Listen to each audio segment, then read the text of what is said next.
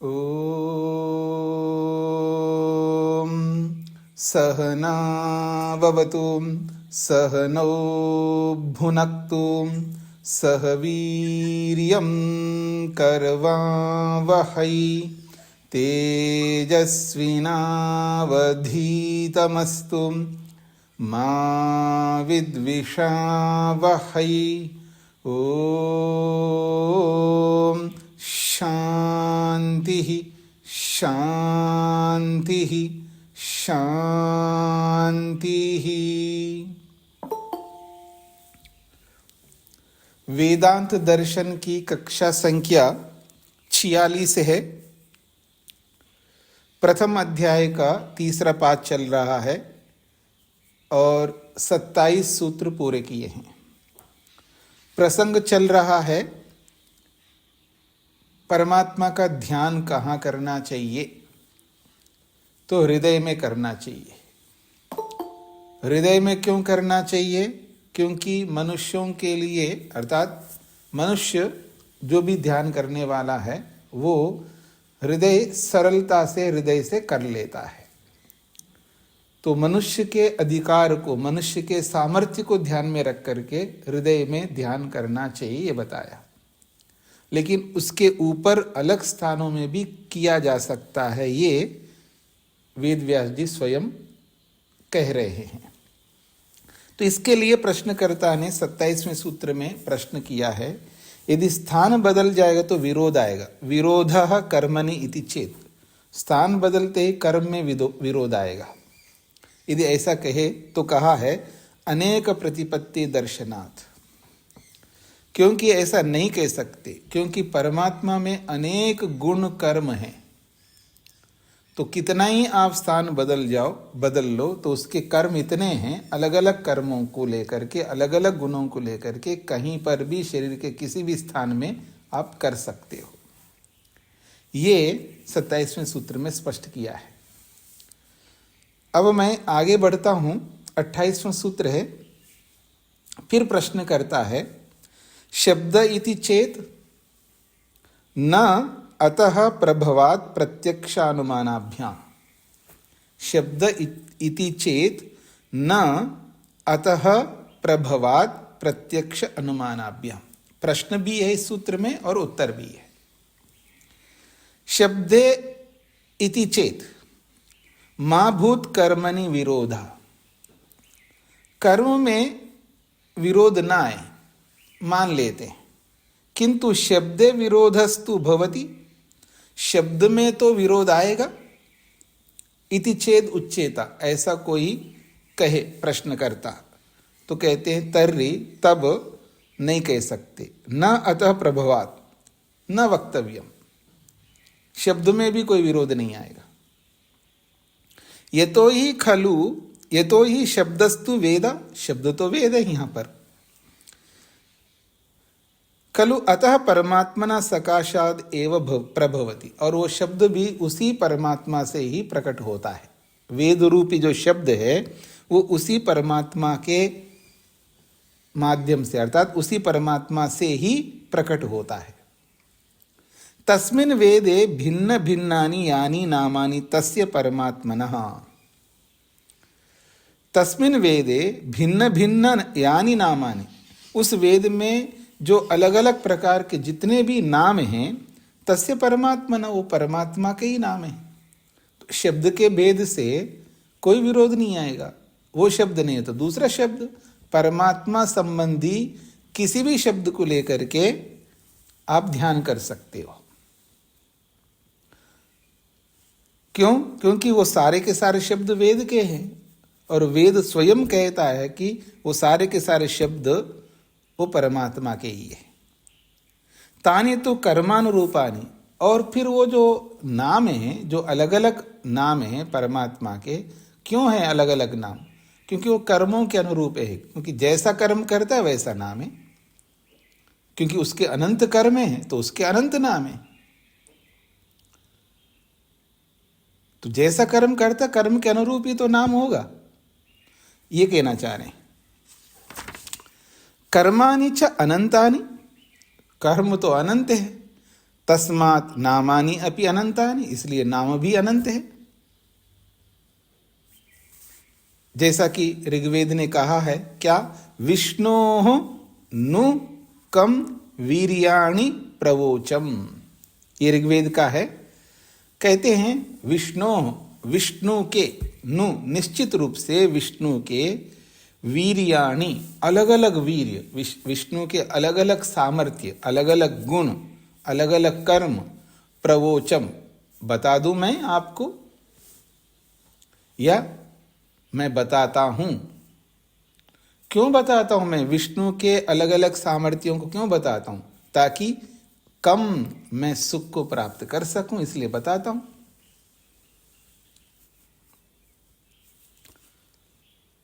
तत्र तस्य नाम प्रदर्शकस्य शब्दस्य वेदस्य ततः परमात्म सकाशात् प्रभवो अस्ति।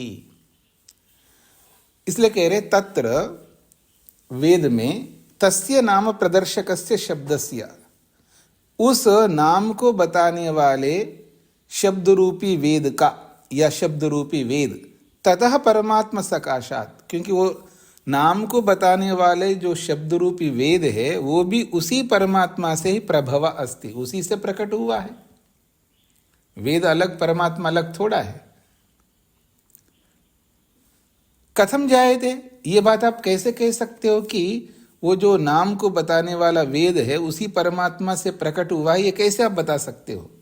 तो कह रहे प्रत्यक्ष अनुमानाभ्याम। प्रत्यक्षम श्रुति, यहां प्रत्यक्ष का अर्थ है श्रुति, श्रुति को यहां प्रत्यक्ष शब्द से बोला है, और अनुमानम शब्द से जो बोला है वो स्मृति को बोला है।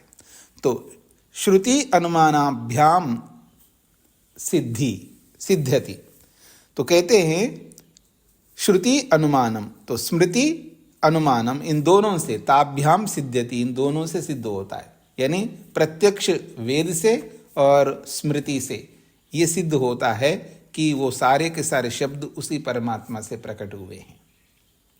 श्रुति स्थावत, पहले श्रुति को रखते हैं जी सामने। तस्मात् यज्जात सर्वहुतः ऋचः सामान्य जज्जिरे, ये ऋग्वेद का है, यजुर्वेद में भी है वैसे तो। उसी यज्ञ रूपी परमात्मा से ऋचः सामान्य जज्जिरे, ऋग्वेद यजुर्वेद सामवेद सब उत्पन्न होते हैं, उसी से प्रकट हुए। स्मृति ही खलु अपि, स्मृति भी यही कहती है, क्या, अग्नि वायु रविभ्यस्तु त्रयं ब्रह्म सनातनम दुदोह यज्ञ सिद्ध्यर्थम ऋग यजु साम लक्षणम, ये मनुस्मृति का श्लोक है। कहते हैं यज्ञ सिद्ध्यर्थम, यज्ञ की सिद्धि के लिए। यज्ञ के बहुत सारे अर्थ होते हैं जी। एक अर्थ है धर्म अर्थ काम मोक्ष की सिद्धि के लिए, आत्मा के प्रयोजन की सिद्धि के लिए, क्योंकि आत्मा का प्रयोजन भी बहुत बड़ा यज्ञ है। तो यज्ञ सिद्ध्यर्थम का मतलब है आत्म प्रयोजन के लिए परमात्मा ने ऋग यजु साम लक्षणम त्रयम ब्रह्म सनातनम, जो ऋग यजु और साम लक्षण वाले, ऋग यजु और साम स्वरूप वाले त्रयम ब्रह्म, तीनों वेदों को, जो कि सनातनम, जो अनादिकाल से आ रहा हुआ है, इन तीनों वेदों को अग्नि वायु रविभ्य, अग्नि वायु और रवि नामक ऋषियों के माध्यम से प्रकट किया है, दुदोहा प्रकट किया है। तो यहां पर तीन ही बताया, चौथा नहीं बताया, आपके मन में आ सकता है। तो यहां जब त्रयी विद्या जब बोला जाता, मैंने पहले भी आपको कई बार बताया होगा, जब त्रयी विद्या बोलते हैं तो वह तीन वेद आते हैं, क्योंकि तीन प्रकार की विद्या है। एक तो ज्ञान कांड के रूप में ज्ञान है, और एक कर्म कांड के रूप में कर्म है, और उपासना कांड के रूप में उपासना है। तो तीन प्रकार की विद्या है, अर्थात ज्ञान को प्राप्त करना है, कैसा ज्ञान हमें होना चाहिए, कैसे कर्म होना चाहिए और कैसी भक्ति होना चाहिए। तो ज्ञान कर्म उपासना के रूप में तीन प्रकार की विद्या है। जब त्रयी विद्या, त्रयी वेदी या त्रयम वेदा या त्रयम ब्रह्म जब बोला जाता है तो यहाँ विद्या को ध्यान में रख करके बोला जाता है। जब ग्रंथ को सामने रख करके बोला जाएगा तब तो 4 वेद होंगे। वो ग्रंथ है अर्थात पुस्तक है अथवा विषय है। विषय की दृष्टि से बोलेंगे तो विषय तो अनेक होते हैं, तो 4 विषय है। एक ऋग है जो पदार्थ विद्या को बताता है, एक यजुर्वेद है जो कर्म विषय को बताता है, सामवेद है जो उपासना विषय को बताता है, और अथर्ववेद है जो विज्ञान विषय को बताता है। ऐसे तो जब विषयों को ध्यान में रख करके बोलेंगे तो 4 वेद आते हैं। जब विद्या के रूप में बोला जाएगा तो 3 वेद ही आएंगे। इस तरह आपको समझना है। हाँ जी, सूत्र का अर्थ लिखिएगा। शब्द प्रमाण रूपी वेद में, शब्द प्रमाण रूपी वेद में, शब्द प्रमाण रूपी वेद में विरोध आएगा यदि ऐसा कहे तो। शब्द प्रमाण रूपी वेद में विरोध आएगा यदि ऐसा कहे तो।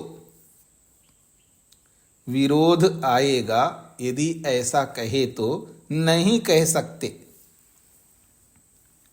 विरोध आएगा यदि ऐसा कहे तो नहीं कह सकते। नहीं कह सकते क्योंकि वेद ब्रह्म से प्रकट होता है। क्योंकि वेद ब्रह्म से प्रकट होता है। क्योंकि वेद ब्रह्म से प्रकट होता है। यह बात स्वयं वेद और स्मृति के माध्यम से,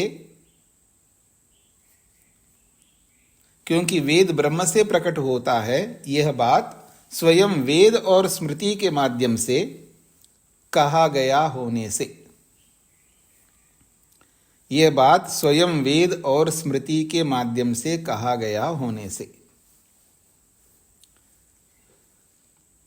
शब्द प्रमाण रूपी वेद में विरोध आएगा यदि ऐसा कहे तो नहीं कह सकते, क्योंकि वेद ब्रह्म से प्रकट होता है। यह बात स्वयं वेद और स्मृति के माध्यम से कहा गया होने से।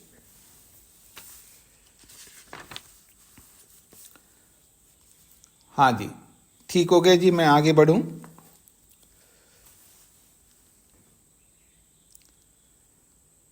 अतएव च नित्यत्वम। अरुण जी को क्या कहना है? स्वामी जी नमस्ते जी। स्वामी जी, यहाँ पर जो अग्नि वायु रवि जो बताया है, तो वो आदित्य और रवि एक ही बात होती है? हाँ जी, हाँ जी, ठीक है। आदित्य और रवि, रवि भी आदित्य को कहते हैं, आदित्य को रवि, रवि का मतलब सूर्य को भी कहते हैं। जी जी, हाँ जी। अतएव च नित्यत्वम। अतएव च नित्यत्वम, अतो हेतु एव, इसी हेतु से, यतः तस्य उत्पत्ति परमात्मना सकाशात् जाता तस्मादेव शब्दे वेदे नित्यत्वम परमात्म कर्मानुरूपस्य नाम विधानस्य सिद्ध्यति न हि विरोध इति। कहते हैं अतो हेतु एव, इसी हेतु से, इसी कारण से, यतः क्योंकि तस्य उत्पत्ति, उस वेद की उत्पत्ति परमात्मना सकाशात् जाता, परमात्मा से ही उत्पन्न हुआ है। तस्माद् एव, इसीलिए, शब्दे अर्थात वेदे नित्यत्वम, वेद की नित्यता है। परमात्मा कर्मानुरूपस्य नाम विधानस्य सिद्ध्यति, और परमात्मा के कर्म के अनुरूप ही नामों का विधान उस वेद में है, ऐसा सिद्ध्यति, सिद्ध होता है। नहीं विरोध, इसलिए कोई विरोध नहीं आता। एक बात हम सबको समझना है, कई बार जब ये बोला जाता है ना, जैसे यहाँ पर भी बोला है, तस्य उत्पत्ति परमात्मना सकाशात् जाता, उस वेद की उत्पत्ति परमात्मा से होती है। तो वेद की उत्पत्ति होती, ऐसा जब सुनता है इस वाक्य को, तो वेद भी तो उत्पन्न होता है, तो अनित्य होना चाहिए। नित्य कैसे कहते हो? तो उत्पन्न होने का मतलब यहाँ पर वैसा नहीं है जैसे मिट्टी से घड़ा उत्पन्न होता है या सत्वर स्तंभ से सृष्टि उत्पन्न होता है, ऐसा नहीं है। उत्पन्न होने का मतलब है प्रकट होना। ईश्वर से ही वेद प्रकट होता है। अच्छा, तो आप ये भी कह सकते कि सृष्टि भी तो प्रकट होता है, सत्वरस्तम से सृष्टि के रूप में प्रकट होता है, तो सृष्टि को भी नित्य मानो, मान लेंगे, हमें कोई आपत्ति नहीं, क्योंकि सृष्टि भी तो नित्य है प्रवाह से, तो वेद भी प्रवाह से नित्य है, इसमें कोई आपत्ति नहीं है। स्पष्ट हो गया जी सभी को? तो कोई ये कहे कि ईश्वर से उत्पन्न हुआ है, तो कुछ लोग कहते उत्पन्न शब्द मत प्रयोग करो, ईश्वर से प्रकट हुआ है ऐसा बोलो, तो कोई आपत्ति नहीं, प्रकट हुआ भी बोल सकते, उत्पन्न हुआ भी बोल सकते हैं, लेकिन समझने की बात है कि क्योंकि वेद नित्य क्यों बोला जा रहा है उसको हमें समझना है। क्या समझना है? जब हर सृष्टि में जो वेद प्रकट होते हैं वो एक जैसे होते हैं, मतलब अग्निमीड़े पुरोहितम है, तो अगली सृष्टि में अग्निमीड़ ना होकर के कुछ और होता हो ऐसा नहीं है। जैसा अभी वेद हैं हर सृष्टि में ऐसे ही थे पीछे की सृष्टियों में, और आगे आने वाले सृष्टियों में भी ऐसे ही होंगे, इसलिए ये नित्य है। तो ऐसा ही प्रकृति को, मतलब संसार को भी बोल सकता है व्यक्ति, यथा पूर्वम अकल्पयत, जैसे पहले परमात्मा ने उत्पन्न किया ऐसे इसको भी उत्पन्न किया है, तो ये भी नित्य है। तो प्रवाह से नित्य सृष्टि भी है, क्योंकि हर बार परमात्मा सृष्टि को भी वैसा ही बनाता है, कोई चेंजेस नहीं करता, ये याद रखना, कोई बदलाव नहीं करता है, क्योंकि यथा पूर्वम अकल्पयत का, जैसे पूर्व सृष्टि में बनाया था वैसे ही इस सृष्टि में भी बनाया और आगे भी बनाएंगे। ठीक है, अब सृष्टि में और वेद में अंतर क्या है वो भी समझ लीजिए थोड़ा सा।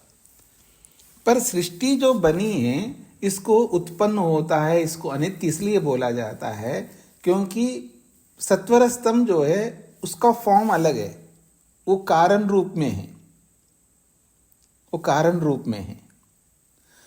तो वो कारण रूप में जो है उसको कारण रूप को बदल करके कार्य रूप में लाते हैं, इसलिए इसको अनित्यम बोलते हैं।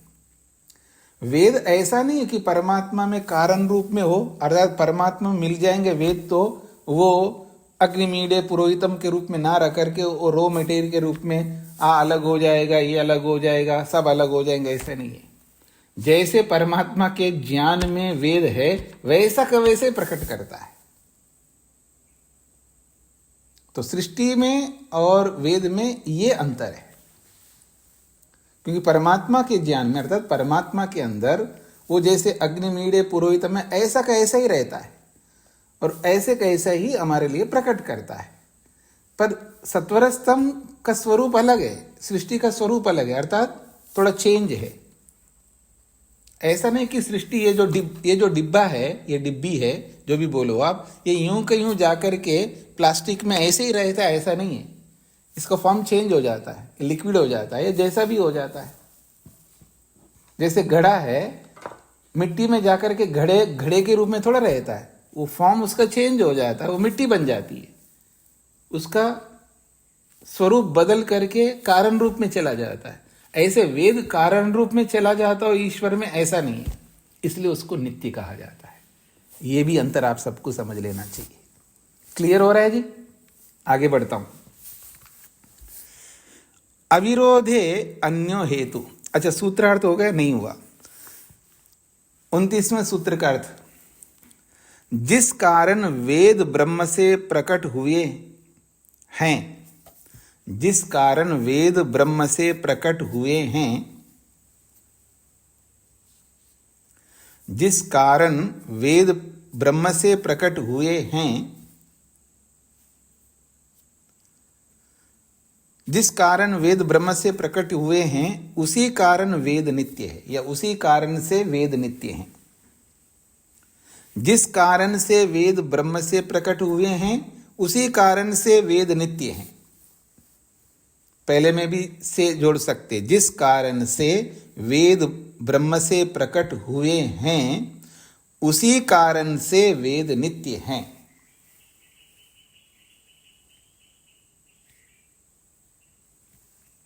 जिस कारण से वेद ब्रह्म से प्रकट हुए हैं उसी कारण से वेद नित्य हैं। ब्रह्म के कर्मों के अनुरूप ही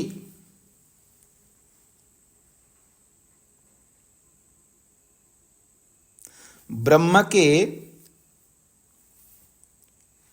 कर्मों के अनुसार ब्रह्म के कर्मों के अनुरूप ही उपासना का विधान होने से ब्रह्म के कर्मों के अनुरूप ही उपासना का विधान होने से ब्रह्म के कर्मों के अनुरूप ही उपासना का विधान होने से स्थान भेद से उपासना में कोई विरोध नहीं आएगा।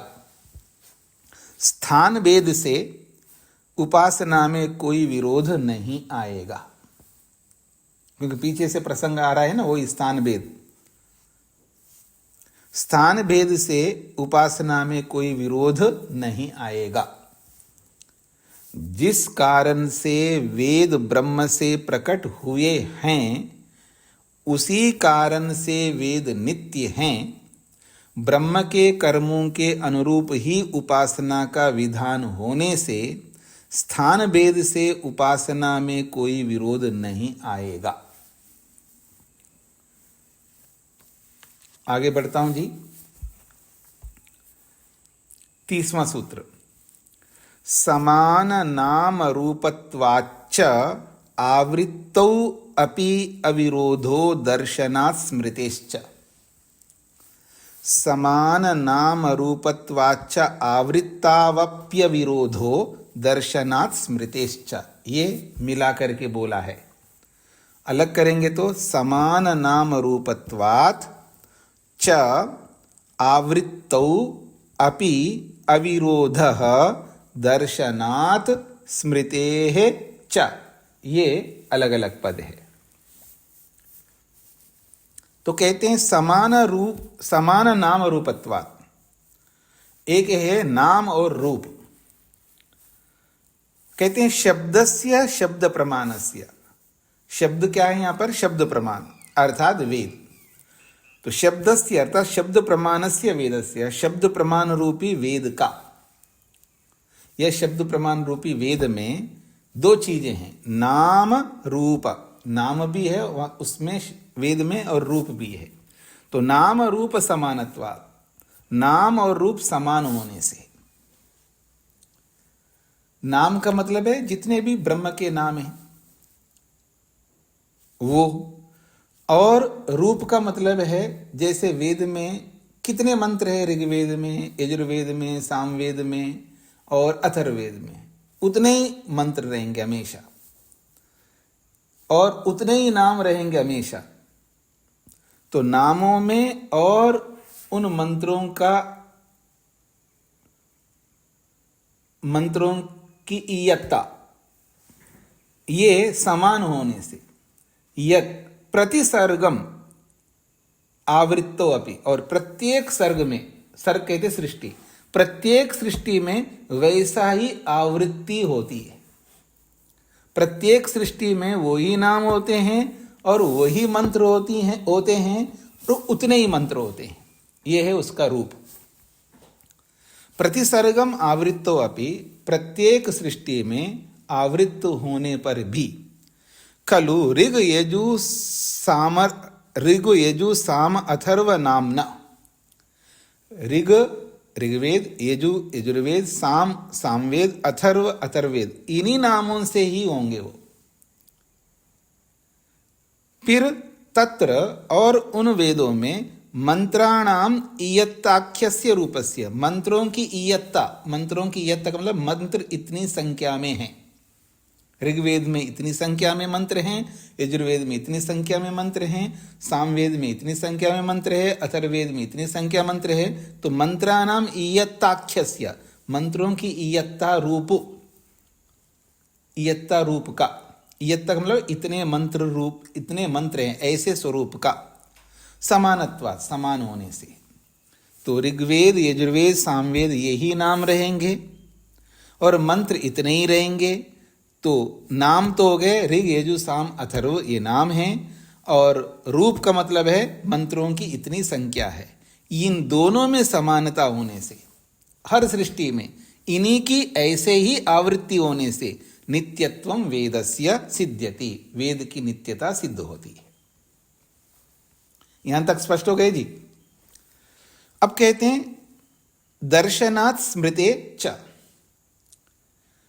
दर्शनात् ऐसा ही देखा जाता है वेद में, दृश्यते ही वेदे प्रतिसर्गम नाम रूप समानत्वलिंगम, और दृश्यते ही वेदे, वेद में ये दिखाई भी देता है, केवल हम बोल रहे ऐसा नहीं है, वेद में ऐसा ही दृश्यते दिखाई देता है। क्या?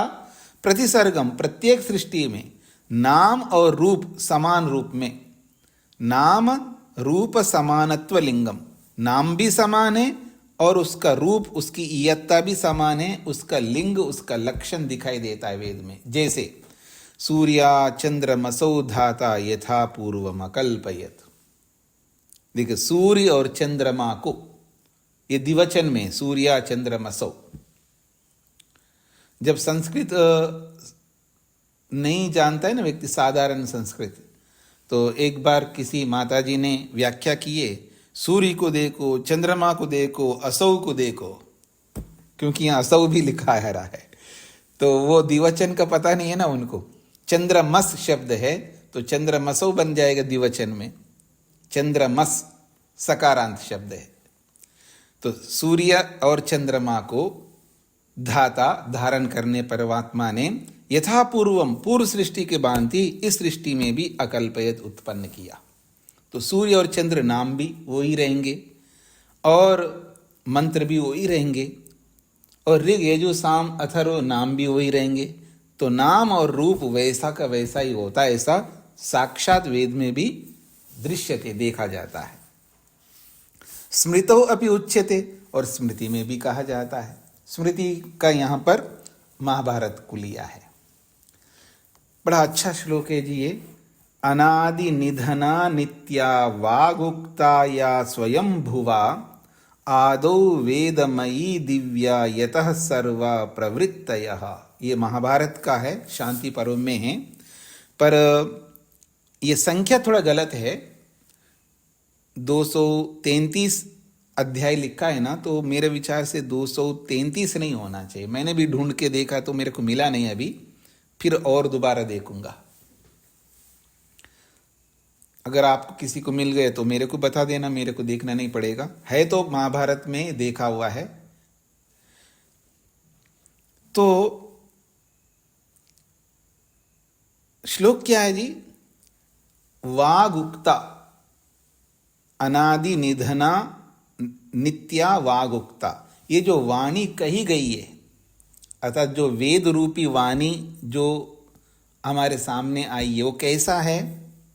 वागुक्ता, जो वेद वाणी कह रही है वो कैसी है? वो वेद वाणी तो कहते हैं नित्या, वो नित्य है। और अनादि, अनादि काल से वो आ रही है वही वेदवाणी। और निधना, और वो समाप्त नहीं होती है, निधन को प्राप्त नहीं होती है, अर्थात अनित्य नहीं है वो। तो अनादि निधना का मतलब है, क्योंकि अनादि निधना एक शब्द है, तो इसलिए आदि निधना न, ऐसा है। न आदि निधना, अनादि निधना। जो संस्कृत आती है ना आप लोगों को तो समझ लीजिए, जैसे न विद्या अविद्या, क्योंकि विद्या एक ही शब्द है, न विद्या अविद्या, ठीक है जी। तो राम लक्ष्मणो, न राम लक्ष्मणो, अराम लक्ष्मणो, ऐसा बनेगा। ऐसे आदि निधना, आदि अलग शब्द है, निधना अलग शब्द है। आदि का मतलब प्रारंभ, निधना का मतलब समाप्त, अंत। आदि का अर्थ है प्रारंभ और निधन का अर्थ है समाप्त, अंतिम। तो आदि और समाप्ति नहीं है, तो न आदि निधना अनादि निधना, ऐसा बनेगा। समझ में आ गई जी सबको? तो अर्थ होगा ना तो इसका आदि है और ना ही इसका अंत है, इसलिए ये जो वाणी है वो नित्या, नित्य है। और या जो वागुक्ता, जो वाणी रूपी वेद को कहा है, किसने? स्वयं भुवा, स्वयं भुवा, परमात्मा का नाम है ये स्वयं भुव, स्वयं भवती थी स्वयं भुवा। जो स्वयं रहने वाले, जो स्वयं प्रकट होने वाला, जो स्वयंभू परमात्मा ने या वाग उक्ता, जो वेदवाणी हमारे लिए कही है, वो कैसी है? वो वेदवाणी नित्या, वो नित्य है, क्योंकि स्त्रीलिंग है ना वाक, तो वो नित्या है। क्यों नित्या है? क्योंकि अनादि निधना, क्योंकि वो ना उसका आदि है और ना उसका अंत है। तो आदि अंत रहित जो नित्य वेदवाणी को जिस स्वयंभू ने हमारे लिए कही है, और वो कब कही है? आदौ, सृष्टि के प्रारंभ में। और वो वाणी किस रूप में है? वेदमयी दिव्या, वो दिव्य गुणों से युक्त वेद स्वरूप है। वेदमयी का मतलब है वेद स्वरूप है, वो दिव्य वाणी है वो। क्योंकि वो परमात्मा ने कहा है, तो इसलिए सर्व प्रवृत्तियां, सारी प्रवृत्तियां जो होती है वेद के अनुसार ही होती है, वो हमेशा वैसी ही होती है।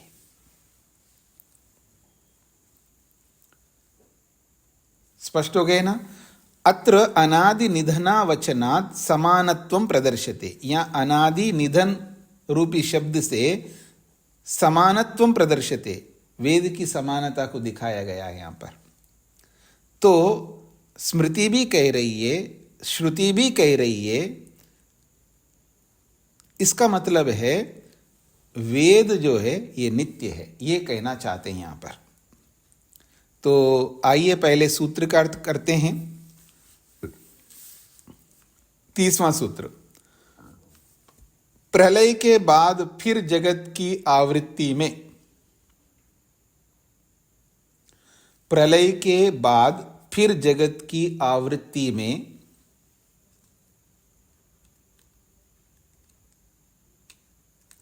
प्रलय के बाद फिर जगत की आवृत्ति में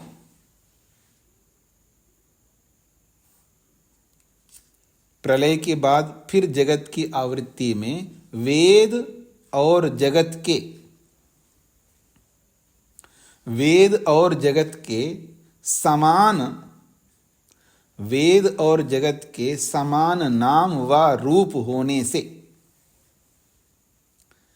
वेद और जगत के समान नाम व रूप होने से, वेद और जगत के समान नाम व रूप होने से कोई विरोध नहीं आता, कोई विरोध नहीं आता।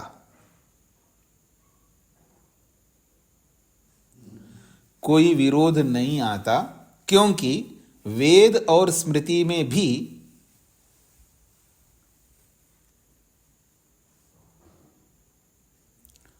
क्योंकि वेद और स्मृति में भी समान नाम व रूप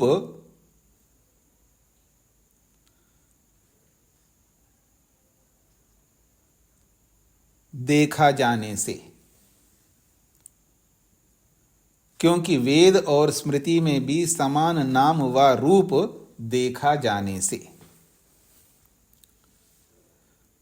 क्योंकि वेद और स्मृति में भी समान नाम व रूप देखा जाने से प्रलय के बाद फिर जगत की आवृत्ति में वेद और जगत के समान नाम व रूप होने से कोई विरोध नहीं आता, क्योंकि वेद और स्मृति में भी समान नाम व रूप देखा जाने से। रूप का मतलब है मंत्रों की संख्या, उतने ही मंत्र, वैसा ही मंत्र, ये उसका रूप है। रूप का अर्थ स्वरूप है, मतलब मंत्रों का स्वरूप उतना ही होता है। रूप शब्द स्वरूपवाची भी है। हाँ जी, सोहनलाल जी को क्या पूछना था?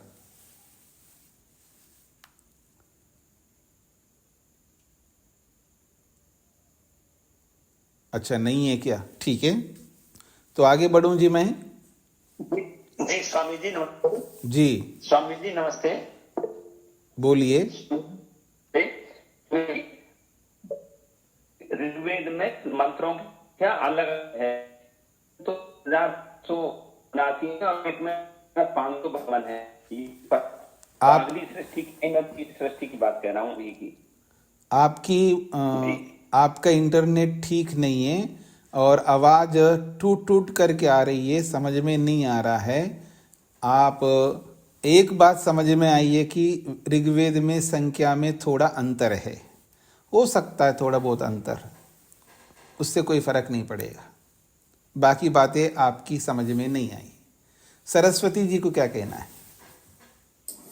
नमस्ते स्वामी जी। जी स्वामी जी, इस वाक्य का अर्थ बताइए। आदौ वेदमयी दिव्या यतः सर्वं प्रवर्तय।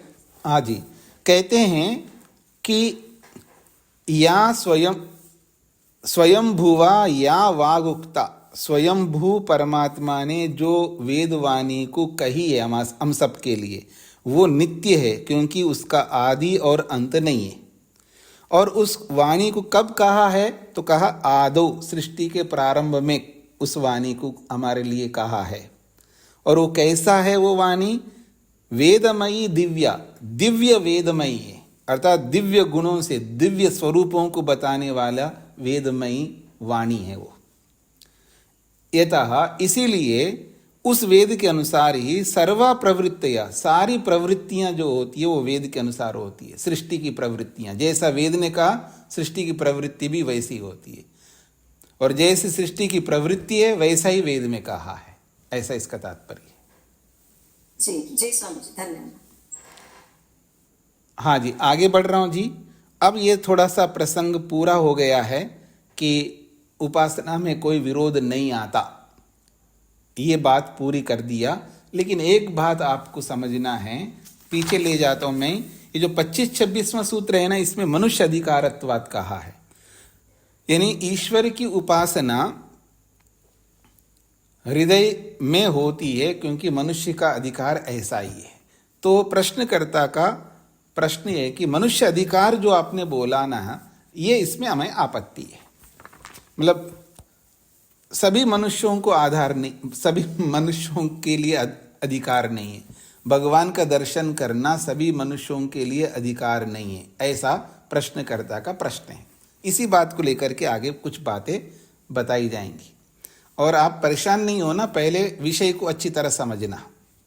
जब तक व्यक्ति विषय को अच्छी तरह नहीं समझता है ना, तो ऊपर ऊपर सुन करके परेशान होता रहता है कई बार व्यक्ति।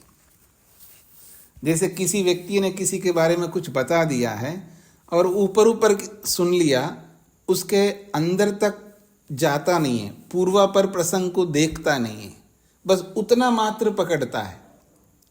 एक बात को, वो कोटेशन मात्र को देखता है, उस कोटेशन के आगे पीछे की बात को नहीं देखता है और परेशान होता रहता है। ऐसे कैसे कह सकता उस आदमी ने, मैं तो पता नहीं उनको ये मान रहा था लेकिन उन्होंने भगवान के बारे में ऐसा गलत कैसे कहा। ऐसे परेशान होते रहते हैं। किसी भी व्यक्ति के लिए परेशान हो सकता है व्यक्ति, आहत बहुत होता है व्यक्ति, इसलिए इतना आहत होने की कोई आवश्यकता नहीं है। पहले समझने का प्रयत्न करना होता है। किसी के बारे में अगर आपने सुना है तो उसके आगे पीछे जाओ, इन्वेस्टिगेशन करो, छानबीन खोज करके पूरा आपके सामने वियंगम स्वरूप आ जाए ना, तब अपना मंतव्य बनाइएगा। एक बात, फिर भी उसने गलत कही होगी, अरे तो स्वतंत्र व्यक्ति है ना, उसके गलत कहने से आप क्यों आहत हो रहे हो? आदमी नहीं बदल सकता क्या? आप नहीं बदलते क्या? कौन नहीं बदल सकता? आदमी होता ही बदलने के लिए। क्यों जी? आदमी होता, भगवान नहीं बदलता, वो अलग बात है, लेकिन आदमी होता ही बदलने के लिए। आप रोज बदलते हो, घड़ी घड़ी बदलते हो, मिनट मिनट बदलते हो, सेकंड सेकंड बदलते हो। आप दुनिया में कोई ऐसा मनुष्य ना हुआ ना होगा जो नहीं बदलता हो। बदलना अच्छे अर्थ में बदल रहा है तो अच्छी बात है, गलत अर्थ में बदले तो वो फिर हानिकारक है। मतलब प्रगति की दृष्टि से बदलना तो बहुत अच्छी बात है, क्योंकि आज से 50 साल पहले मेरा ज्ञान पता नहीं कैसा था, ठीक है ना, 10 साल पहले कैसा ज्ञान था, एक दिन पहले कैसे ज्ञान था, बदलाव होता ही रहता है ना। और बदलना अच्छी बात है, अच्छे अर्थों में बदलना ही चाहिए व्यक्ति। लेकिन मान लीजिए कोई व्यक्ति अच्छे अर्थों में नहीं भी बदला हो तो उसको लेकर के हमें क्यों आहत होना है? गलती उसकी है तो उसको वो भुगतेगा ना, आप क्यों दुखी हो रहे हो?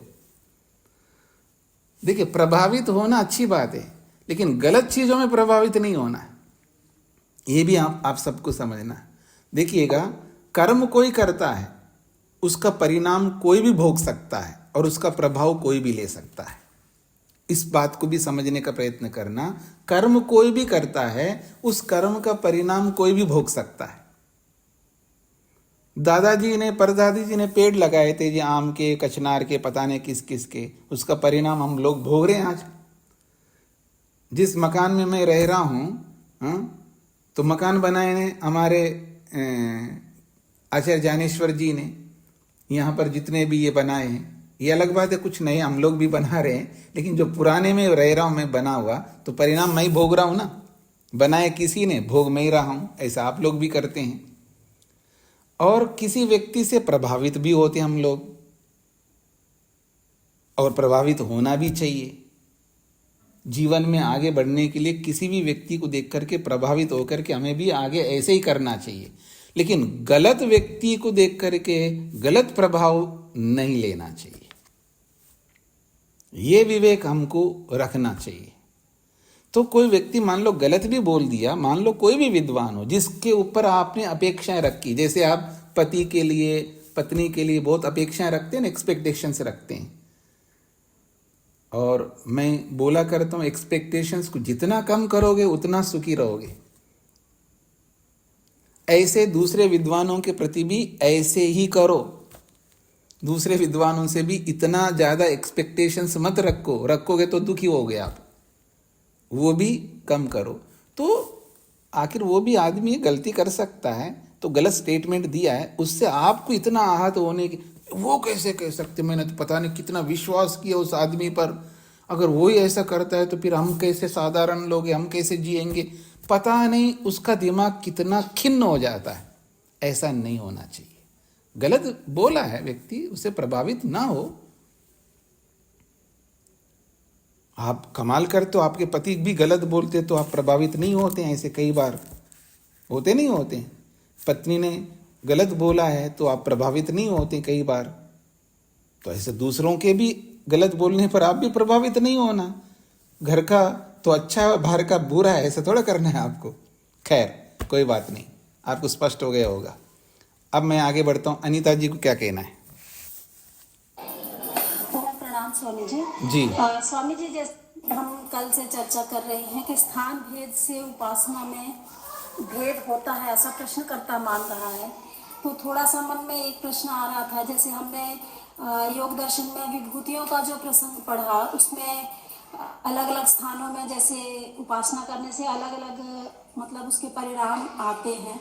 तो उसको थोड़ा सा हम किस प्रकार समझे, थोड़ा सा मुझे कंफ्यूजन सा हो रहा था। जैसे हृदय में ध्यान करने से, चित्त में ध्यान करने से मन का ज्ञान होता है, हृदय चित्त संविता, और इस तरह से मतलब स्थान से थोड़ा और देखिएगा, उसमें उलझना है। सिद्धियां अलग होती हैं या भगवान की बात हो रही है? सिद्धियां तो अलग अलग होंगी। जैसी सिद्धि के लिए जो मेहनत करेगा वैसी सिद्धि मिलेगी। यहाँ बात भगवान की होती है। भगवान को लेकर के आपको प्रश्न हो तो पूछना, बाकी सिद्धियां तो अलग अलग है ना। अगर आपने जिह्वा के अग्रभाग में मन को एकाग्र करेंगे तो आपको रस का ज्ञान होता है, ठीक है ना। और मूर्धा में करेंगे तो स्पर्श का ज्ञान होता है। ऐसे अलग अलग, वो तो अलग सिद्धियां हैं, उनका और परमात्मा का कोई लेना देना नहीं है। जी, ठीक है। धन्यवाद स्वामी जी। यही थोड़ा सा कंफ्यूजन मुझे हो रहा था कि जी, हम अलग अलग सोच रहे थे। तो ठीक है, ठीक है। स्पष्टता। अब विषय ये है, प्रश्नकर्ता के रूप में जैमिनी को रखा। कई बार हम रखते हैं ना आपस में, अच्छा आप प्रश्न करो जी मैं समाधान दूंगा, अथवा मैं प्रश्न करूंगा तो आप समाधान दो। ऐसा रख करके अपने शिष्य जैमिनी को प्रश्नकर्ता के रूप में प्रस्तुत कर रहे हैं। इसका ये तात्पर्य नहीं है कि जैमिनी गलत बोल रहे हैं या जैमिनी ने ऐसा कैसे प्रश्न किया है, ऐसा नहीं। यहाँ पर जैमिनी ऋषि को प्रश्नकर्ता के रूप में प्रस्तुत करके आगे उत्तर देंगे। मध्वादिषु असंभवात अनधिकारम जैमिनी। इसकी भूमिका ये है कि 25वें सूत्र में मनुष्य के अधिकार को लेकर के कहा कि भगवान का दर्शन मनुष्य मात्र को होता है। मनुष्य मात्र को ध्यान में रख करके वहाँ ध्यान करके समाधि लगाने की बात कही। तो प्रश्नकर्ता जैमिनी है यहाँ पर। जैमिनी कहते हैं नहीं, आप गलत कह रहे हो। क्या गलत कह रहे हो? मधु आदिषु, मधु आदि, मधुच्छंदा ऋषि हुए हैं, ऐसे बहुत सारे ऋषि हुए हैं। तो मधुच्छंदा आदि ऋषियों में देखो कोई भी ऐसा व्यक्ति नहीं है जो शूद्र आता हो वहां पर, सारे द्विज लोगों को ही होता है। तो शूद्र को तो अधिकार नहीं है, शूद्र को ईश्वर का दर्शन नहीं होता। ऐसा प्रश्न को सामने रख करके यहाँ पर बोला जा रहा है। तो मध्वादिषु असंभवात, मध्वादि ऋषियों को ही होता है, उसके अतिरिक्त दूसरों का असंभव होने से शूद्र के लिए अधिकार नहीं है, ऐसा जैमिनी कहना चाहते हैं। मधुच्छंद प्रभृतिषु वैदिक ऋषिषु, जो मधुच्छंद आदि जो वैदिक ऋषि हुए हैं उन ऋषियों में शूद्रस्य अनुपलम्भात, शूद्र का कहीं पर नाम नहीं है। इतने ऋषि हुए हैं, अनगिनत ऋषि हुए हैं, उन सब ऋषियों में शूद्रस्य अनुपलम्भात, शूद्र वहाँ उपलब्ध ना होने से, शूद्र की गणना वहाँ न किया गया होने से, अनधिकारम जैमिनी, शूद्रस्य वेदे अनधिकारम जैमिनी आचार्यो मन्यते, वेद के इस उपदेश का, समाधि प्राप्त करने वाला जो वेद का उपदेश है उस उपदेश में शूद्र का अधिकार नहीं है, ऐसा जैमिनी आचार्य प्रश्न के रूप में मानते हैं। ये प्रश्न मात्र है, उनका सिद्धांत नहीं है। सूत्रार्थ, मधुच्छंदा आदि वेद द्रष्टा ऋषियों में, मधुच्छंदा आदि वेद द्रष्टा ऋषियों में, मधुच्छंदा आदि वेद द्रष्टा ऋषियों में, मधुच्छंदा आदि वेद द्रष्टा ऋषियों में शूद्र का नाम न होने से, शूद्र का नाम न होने से मधुच्छंदा आदि वेद द्रष्टा ऋषियों में शूद्र का नाम न होने से वेद व ब्रह्म विद्या में, वेद व ब्रह्म विद्या में, वेद व ब्रह्म विद्या में शूद्र का अधिकार नहीं होना चाहिए।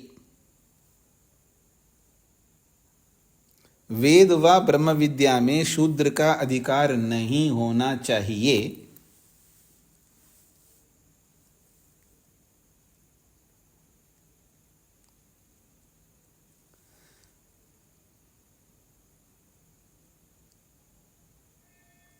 वेद व ब्रह्म विद्या में शूद्र का अधिकार नहीं होना चाहिए, ऐसा जैमिनी आचार्य की जिज्ञासा, ऐसा जैमिनी आचार्य की जिज्ञासा है। यह प्रश्न है, ऐसा कह सकते हैं। ऐसा जैमिनी आचार्य का प्रश्न है। प्रश्न है कहो या जैमिनी आचार्य की जिज्ञासा है कहो, एक ही बात है। मधुच्छंदा आदि वेद द्रष्टा ऋषियों में शूद्र का नाम न होने से वेद व ब्रह्म विद्या में शूद्र का अधिकार नहीं होना चाहिए, ऐसा जैमिनी आचार्य की जिज्ञासा है, ऐसा जैमिनी आचार्य का प्रश्न है। आगे बढ़ता हूं जी, 32वां सूत्र। ज्योतिषी भावाच्च, ये भी प्रश्नकर्ता का ही है, जैमिनी का ही है। ज्योतिषी भावाच्च कहते हैं ज्योतिषी ब्रह्म विद्यायाम त्रैवर्णिकानामेव अधिकारो अस्ति। ब्रह्म विद्या को पाने में, ब्रह्म विद्या की प्राप्ति करने में त्रैवर्णिकानामेव अधिकारो अस्ति, तीनों वर्णों का ही अधिकार है, ब्राह्मण क्षत्रिय वैश्य, शूद्र का नहीं है। इति अत्र हेतु अयम अन्यः उपन्यस्यते, इस संबंध में एक नया दूसरा हेतु प्रस्तुत किया जाता है। उपन्यस्यते प्रस्तुत किया जाता है। ब्रह्म विद्या में त्रैवर्णिकानामेव अधिकारो अस्ति, ब्रह्म विद्या में तीनों वर्णों का ही अधिकार है। इति अत्र, इस संबंध में हेतु अयम अन्यः, एक नया हेतु उपन्यस्यते प्रस्तुत किया जाता है यत कि त्रयाणाम वर्णानाम ज्योतिषी ज्योतिषु, त्रयाणाम वर्णानाम तीनों वर्णों को लेकर के ज्योतिषी शब्द जो आया है वो वैसे तो त्रयाणाम वर्णानाम ज्योतिषु ऐसा होना चाहिए, एक वचन में है बहुवचन में होना चाहिए तो कोई आपत्ति नहीं है। जात्याम एक वचनम, जाति में भी एक वचन के रूप में प्रयोग कर सकते। वैसे ज्योतिषी के स्थान में ज्योतिषु भी बोल सकते हैं, लेकिन वेद व्यास जी स्वतंत्र है, वो एक वचन में भी बोल सकते बहुवचन में भी बोल सकते, दोनों सही है। तो इसलिए कहे ज्योतिषी के स्थान में ज्योतिषु भी हो सकता है, कोई फर्क नहीं पड़ता है। फिर भी ऋषि ने ज्योतिषी क्यों लिखा है तो कहा जात्याम एक वचन, जाति में एक वचन का भी प्रयोग कर सकते हैं। तो कहते हैं आगे भावात अंतर्भावाच्च तुलनया स्थापनाच्च शूद्रस्य अनधिकारो ब्रह्म विद्यायाम इति। तो ज्योतिषी भावात, ज्योतियों का वहां भाव होने से अर्थात उनका ही अंतर्भाव होने से, अर्थात उन ज्योतियों का ही, उन तीनों ज्योति का मतलब है त्रिवर्णी लोगों का, तीनों वर्णों का ही वहां पर भाव होने से, उन्हीं को कहा गया होने से। तुलनया स्थापनाच्च, तुलना करके भी वैसा ही स्थापना किया गया होने से, शूद्र को अलग करके तुलना की गई है, इसलिए इन तीनों वर्णों का ही अधिकार होने से। शूद्रस्य अनधिकारो ब्रह्म विद्यायाम इति, शूद्र का अधिकार ब्रह्म विद्या में नहीं है, ऐसा प्रश्नकर्ता का प्रश्न है। ये पूरा सूत्र प्रश्नकर्ता का है। तद यथा, क्यों तुलना करके उनका अधिकार नहीं है ऐसा वो कहना चाहता है। तद यथा अब उदाहरण से बता रहा है क्या, यस्मात् न जात परो अन्यो अस्ति य आविवेश भुवनानि विश्वा प्रजापति ही प्रजया संरराना त्रीणि ज्योतिंषि सचते स षोडशी। ये मंत्र है यजुर्वेद का, बहुत महत्वपूर्ण मंत्र है। कहते हैं यस्मात् न जात परो अन्यो अस्ति, यस्मात् जिस परमात्मा से, अन्यः परः अस्ति न जाता, जिससे परः जिससे श्रेष्ठ अन्य कोई नहीं है। यस्मात् न जात परो अन्यो अस्ति का अर्थ है जिस परमात्मा से श्रेष्ठ उत्तम और कोई नहीं है। और वो परमात्मा, वह जो परमात्मा है, विश्वा भुवनानि आविवेशा, समस्त भुवनों में प्रविष्ट हुआ है, अर्थात समस्त भुवनों में विराजमान है, इसलिए वो परा है, श्रेष्ठ है, उससे बढ़कर दुनिया में और कोई नहीं है। स्पष्ट हो गई जी पहली पंक्ति। फिर कह रहे हैं प्रजापति, वो प्रजा का पालक स्वामी परमात्मा, प्रजया संरराना, प्रजा के लिए, प्रजा को देने के लिए, संरराना वो प्रदान किया है। संरराना का मतलब है वो प्रदान करने वाला है, दाता है।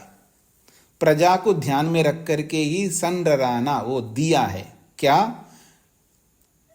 ज्योतिंषि त्रीणि ज्योतिंषि, तीन ज्योतियों को दिया है, वेदों को। प्रजया प्रजा से, संरराना प्रदान किया तीन वेदों को। किन लोगों को? त्रीणि ज्योतिंषि, तीन ज्योतियों को। या तीन ज्योतियों का अर्थ वो कहना चाह रहा है ब्राह्मण क्षत्रिय वैश्य। तो ब्राह्मण क्षत्रिय रूपी तीन ज्योतियों को ही वो संरराना वेद को प्रदान किया है। और स षोडशी सचते, और वो 16 कलाओं को भी सचते उत्पन्न किया है इन्हीं तीनों वर्णों के लिए। ये इस मंत्र का अभिप्राय है। अत्र प्रजापति परमात्मा प्रजया प्रजा निमित्तेन प्रजायैव कर्मफलं प्रयच्छमान सन् त्रीणि ज्योतिंषि ब्राह्मण क्षत्रिय वैश्यान् सचते समवैति। भाष्यकार इस मंत्र का भाव बता रहे हैं। अत्र इस मंत्र में प्रजापति अर्थात परमात्मा ने प्रजया अर्थात प्रजा निमित्तेन, प्रजा को निमित्त बना करके, अथवा यूं कहिए प्रजायै, प्रजया का अर्थ है प्रजा के लिए, कर्मफलम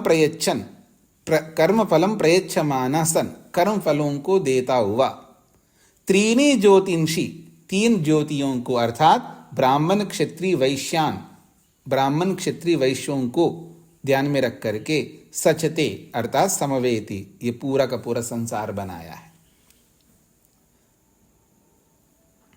क्योंकि वेदों को पढ़ने का अधिकार उन्हीं को है और ब्रह्म विद्या को प्राप्त करने का अधिकार उन्हीं को है, शूद्र को नहीं है। ऐसा इसका अर्थ बताना चाहते हैं यहाँ पर। अन्यत्रापि वेदे ब्राह्मणादीनां त्रयाणामेव अधिकारो निर्दिश्यते।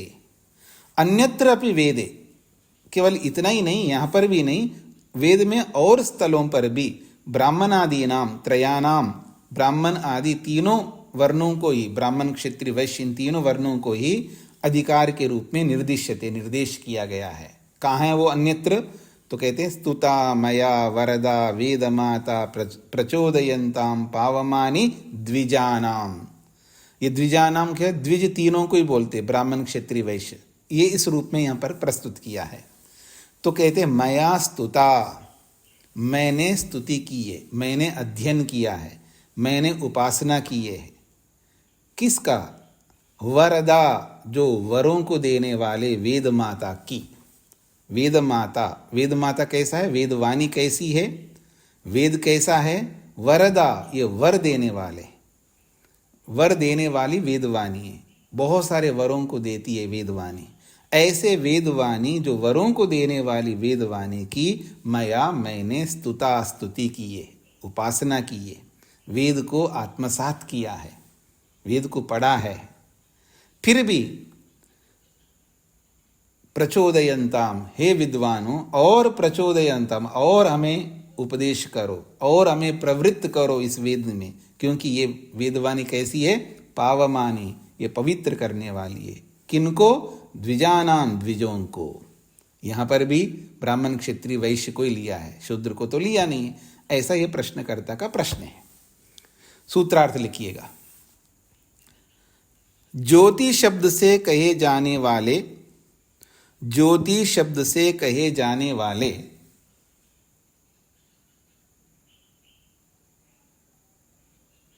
ज्योति शब्द से कहे जाने वाले,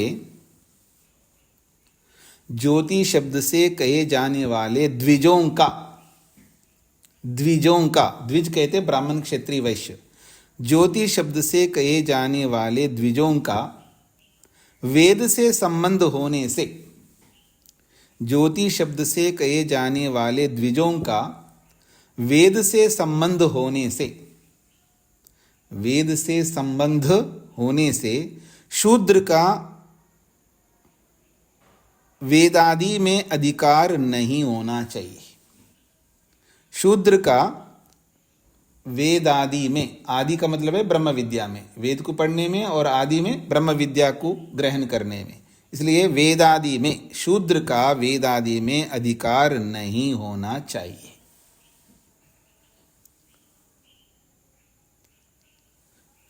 ज्योति शब्द से कहे जाने वाले द्विजों का वेद से संबंध होने से शूद्र का वेदादि में अधिकार नहीं होना चाहिए।